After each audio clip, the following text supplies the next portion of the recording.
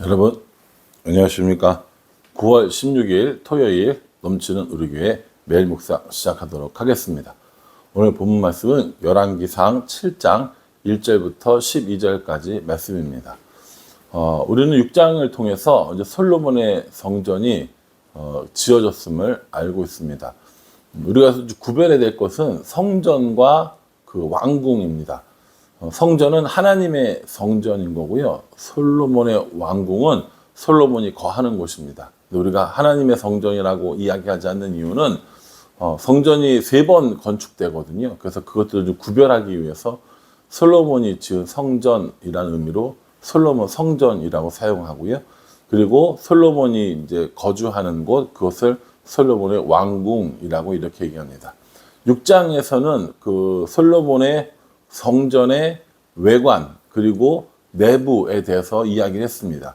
현재 상태는 내부가 이제 다 공사가 완료된 상태고 이제 인테리어와 도구들이 여러 가지 도구들이 들어가야 하는 상태인데 어제 말씀드렸듯이 갑자기 7장에서 솔로몬의 왕궁 이야기가 나옵니다. 오늘 1절 말씀에 보면 솔로몬이 자기의 왕궁을 13년 동안 준비하여 그 전부를 준공하니라 라고 이렇게 이야기합니다. 하나님의 성전, 다시 말해서 솔로몬 성전이 지어진 건 7년 반 정도 되거든요. 여기는 이제 그 6장 38절에는 7년이라고 나오는데 계산을 해보면 한 7년 반 정도, 그러니까 7년이라고 얘기를 한 거죠. 그 정도 걸렸는데 솔로몬 왕궁을 짓는 데는 13년이 걸렸다라고 이야기합니다. 분명히 시간의 흐름으로는 성전의 외벽을 외부로 완성을 했고 또 내부의 구조까지 다 만들었으니까 그 안에 어떤 도구들이 들어가는지 또 이 성전에 어떤 도구들로 채워져야 하는지가 나와야 하는 부분이 맞습니다. 그리고 실제적으로 13절 이후로부터는 어떤 뭐랄까요? 누가 이걸 만들고 무엇을 만들고 이런 얘기들이 나오거든요. 그러니까 1절부터 12절까지의 내용은 사실상 시간의 순서에 맞는 건 아닙니다. 그럼에도 불구하고 이 열왕기의 저자가 굳이 이것을 이 자리에 끼워 넣은 건 솔로몬의 마음에 대한 생각을 하지 않았을까라는 생각을 저는 개인적으로 한번 해봅니다. 솔로몬이 성전을 짓는 데는 7년 반 정도의 시간을 들였고 또 자신의 왕궁을 짓는데 13년의 시간이 걸렸습니다. 물론 규모적으로 분명히 차이가 있습니다. 솔로몬의 성전보다 솔로몬의 왕궁이 약 면적으로는 4.2배 정도 더 넓다고 합니다. 그러니 뭐 당연히 이런 뭐랄까요, 공사 기간이 훨씬 더 길어지겠죠.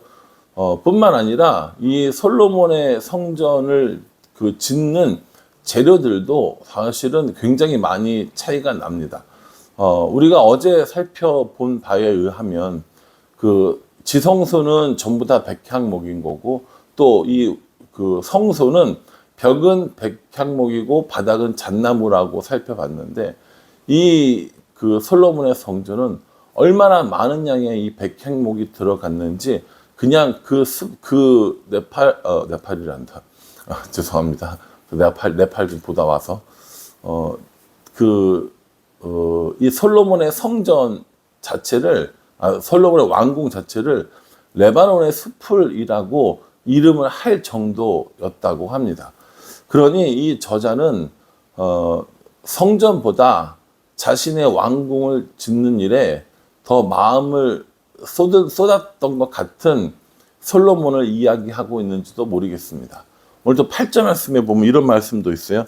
솔로몬이 거처할 왕궁은 그 주랑 및 다른 뜰에 있으니 그 양식이 동일하며 솔로몬이 또 그가 장가든 바로의 딸을 위하여 집을 지었는데 이 주랑과 같더라 라고 이렇게 이야기합니다. 솔로몬이 바로의 딸과 결혼한 것도 사실은 굉장히 큰 문제거든요. 이방인과 결혼하지 말라고 이야기했는데 왕이 나서서 지금 이방인과 결혼한 상태가 되는 겁니다. 그러니까 이 솔로몬 왕은 하나님의 명령을 이미 어긴 상태인데 거기다가 하나님의 성전보다 훨씬 더 큰 규모의, 훨씬 더 많은 자재를, 그리고 고급스러운 자재를 들여서 바로의 딸을 위하여 이렇게 왕궁을 지었다라는 것을 이야기하고 있는 겁니다. 이 솔로몬의 궁전은 엄청 컸어요. 위치는 바로 성전과 붙어 있는 겁니다. 성전이 있고 바로 옆에 솔로몬의 궁전이 있게 되는 거죠. 뭐 위치로 따지면 뒤편이 되겠죠. 그런데 그 솔로몬의 궁전의 높이는 이 성전보다 높지는 않았다고 합니다. 이런 여러 가지 이런 말씀들을 찾아보면, 솔로몬이 성전을 짓고 또 자신의 왕궁을 지으면서 정말 어떤 마음이었을까라는 생각이 드는 건 분명합니다. 성전을 7년 동안 짓고 왕궁을 13년 동안 지었어요. 그러면 몇 년 동안 지은 겁니까? 20년 동안 지은 겁니다. 20년 동안 솔로몬 자신이 혼자 이걸 지었습니까? 아니죠. 백성들을 동원해서 지었습니다. 하나님의 성전을 짓는 건 분명히 명분이 있습니다. 그러나 솔로몬 자신의 왕궁을 짓기 위하여 13년 동안 사람들을 강제로 노역시키게 되고, 또 뿐만 아니라 이런 그 많은 재물들도 이렇게 투입하게 되는 건 분명히 문제가 있어 보입니다. 나중에 결국에 솔로몬이 죽은 이후에 나라가 나누어질 때 그 결정적인 이유가 뭐냐면 수많은 이런 토목사업, 건축사업 때문인 겁니다. 백성들이 끊임없이 노역을 하게 되고 끊임없이 왕을 위해서 일하게 되는 이 일로 인해서 나라가 나뉘게 되는 그런 일들이 있게 되는 겁니다. 사실은 이건 이미 사무엘이 사울을 세울 때부터 백성들에게 이야기해 준 겁니다. 아들들을 데려다가, 그 딸들을 데려다가 왕을 위하여 일하게 될 거다라고 얘기했을 때, 그거는 자신들의 책임이다, 자신들이 감당하겠다라고 했던 이스라엘 백성들이었는데, 이제 그 일들을 정말 감당하게 되었다라는 것이죠. 오늘 저는 이 말씀을 묵상하면서 어떤 생각이 들었냐면, 분명히 이 솔로몬의 지혜, 솔로몬의 재물, 이런 것들은 다 하나님이 주신 건 맞습니다. 그런데 그 지혜와 재물들, 그 부를 이용해서 솔로몬이 하는 일이 뭐였냐면 자신의 왕궁을 만드는 일이었습니다. 자신의 이름을 높이는 일이었다는 것이죠. 이제 이 이후에 솔로몬의 업적들을 보면 정말 대단합니다. 주위 나라들에서 솔로몬의 이런 지혜를 배우려고 오는 사람들도 굉장히 많거든요.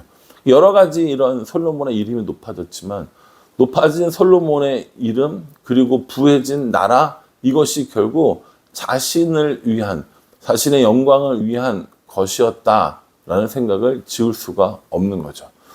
사랑하는 성도 여러분, 여러분들은 솔로몬을 어떻게 평가하십니까? 저는 이 솔로몬을 평가하기가 참 어려워요.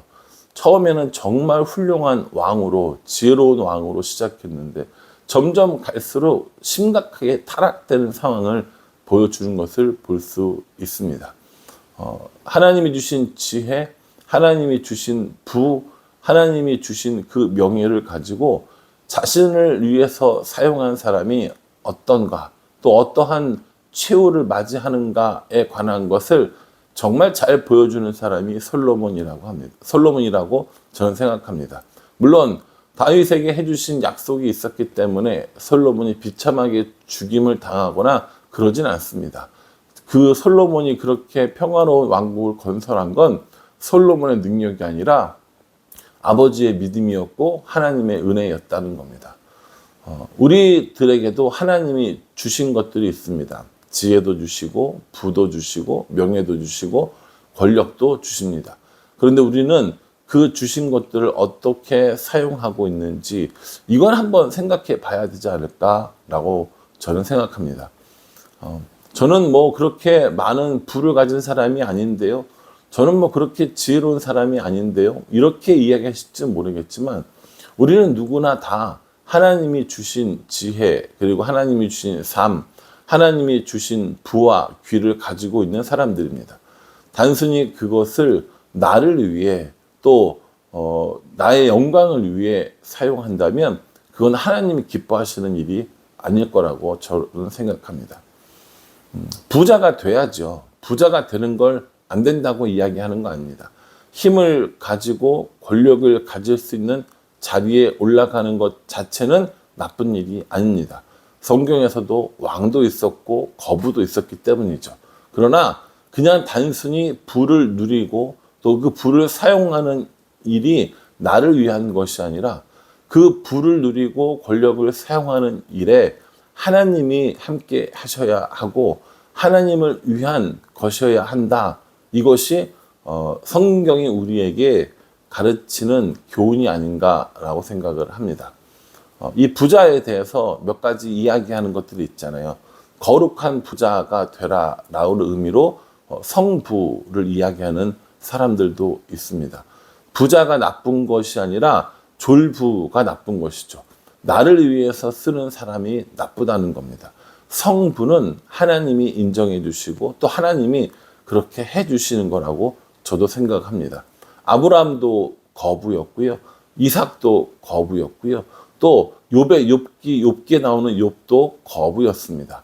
그 사람들은 모두 자신의 것들을 자신의 것으로 여기지 않고 하나님의 것으로 여기며 하나님을 위해서 사용했던 사람들이라는 겁니다. 그러니 여러분, 오늘 솔로몬을 바라보면서 자신을 위해 왕궁을 오랜 시간 대규모의 인력과 많은 재물을 투자해서 지었던 이 솔로몬을 바라보면서 나는 하나님이 주신 재물, 하나님이 주신 지혜, 하나님이 주신 모든 것들을 무엇을 위해서, 누구를 위해서 사용하는가?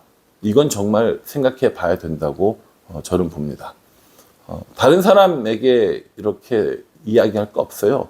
저 자신도 제가 지금 쓰는 물질, 제가 가진 위치, 제가 가진 힘, 제가 가진 지혜, 뭐 많지도 않고 보잘것 없긴 하지만 그것을 무엇을 위해 또 누구를 위해 쓰고 있는지 한번 심각하게 고민해 보려고 합니다. 그리고 그것이 나를 위한 것이 아니라 교회를 위한 것이고 하나님 나라를 위한 것이면 좋겠다. 그렇게 해야겠다라는 생각을 해보게 됩니다. 오늘 솔로몬의 성전을 지은 것을 솔로몬이 왕궁을 지은 것을 보면서 여러분들 어떤 묵상을 하셨는지 또 어떻게 적용할 것인지 말씀을 꼼꼼히 들여다보면서 나를 위해 사는 인생 아니라 하나님 위해 사는 저와 여러분들이 될 수 있기를 주님의 이름으로 축복합니다. 기도하겠습니다. 하나님, 솔로몬은 성전을 지었지만 자신을 위하여 왕궁도 지었습니다. 적당한 왕궁이 아니라 성전보다 훨씬 큰 왕궁을 지으면서 자신의 지혜와 또 자신의 부와 귀를 그곳에 쏟아 넣는 것을 보게 됩니다. 하나님이 이 일을 정말 기뻐하셨을까라는 생각을 해보며 좀 씁쓸한 마음을 갖기도 합니다. 근데 이것이 솔로몬에게만 해당되는 것이 아니라 저에게도 해당될 수 있는 이름을 잘 알고 있습니다. 하나님이 주신 지혜, 하나님이 주신 능력, 그리고 부와 귀를 나를 위해서만 사용하지 않고 하나님을 위해서 또 교회를 위해서 사용하는 그런 사람 될 수 있도록 인도하여 주시옵소서. 우리 교회의 모든 성도들도 그런 사람이 되었으면 좋겠습니다. 하나님께서 우리를 인도하여 주시고 하나님의 길을 걸어갈 수 있도록 보호하여 주시옵소서. 예수님의 이름으로 기도합니다. 아멘. 예, 여러분 오늘 하루도 이 말씀에 인도함 받기를 바라고요. 오늘 토요일인데 건강하게 또 밀린 EQ도 한번 하시면서 지내시기를 권면해 드립니다. 감사합니다.